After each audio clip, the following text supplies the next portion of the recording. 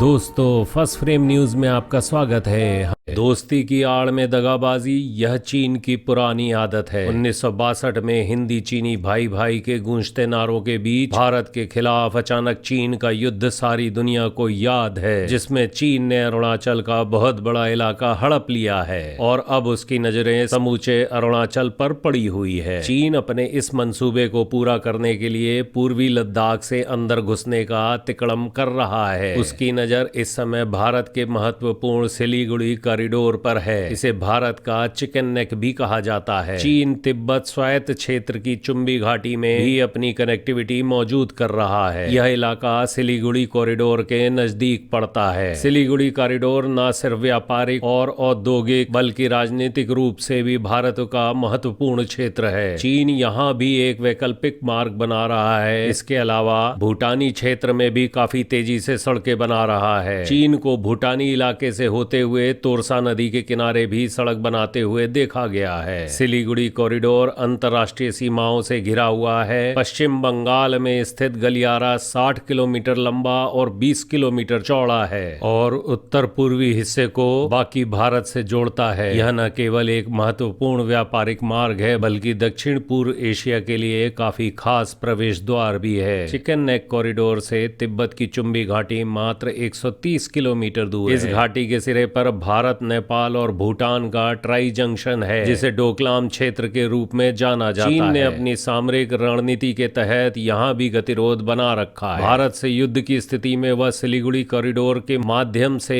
आसानी से हथियार और सैनिक लामबंद कर सकता है। इन सब हरकतों के अलावा अरुणाचल में वास्तविक नियंत्रण रेखा के पास विवादित सुबनसिरी जिले में तसारी चू नदी के किनारे 100 घरों वाला एक गांव बसा दिया है। ऐसा करके एक तरफ वहां उसने अस्थायी रूप से इस भारतीय दावे वाले इलाके को अपने कब्जे में कर लिया है। वहीं युद्ध के समय यह दुष्प्रचार भी करेगा कि भारत उसके रिहायशी इलाकों पर हमला कर रहा है। यह क्षेत्र अरुणाचल में 4.5 किलोमीटर अंदर का विवादित क्षेत्र है। यह ऐसा क्षेत्र है जिसके लिए लंबे समय से भारत अपना दावा करता रहा है। इस प्रकार समूची सीमा पर पूर्वी लद्दाख से होते हुए अरुणाचल तक एक निर्धारित योजना के तहत चीन भारत को ऐसे घेरने की तैयारी कर रहा है जिससे युद्ध की स्थिति में वह एक साथ कई प्रस्थान पॉइंट इस्तेमाल कर सके। सबसे ताजा खबर यह भी है कि पिछले दिनों उसके कुछ सैनिक पाकिस्तान नियंत्रित कश्मीर में भी देखे गए थे, जिनके साथ पाकिस्तान सैनिक भी थे। वे वहां किस लिए गए थे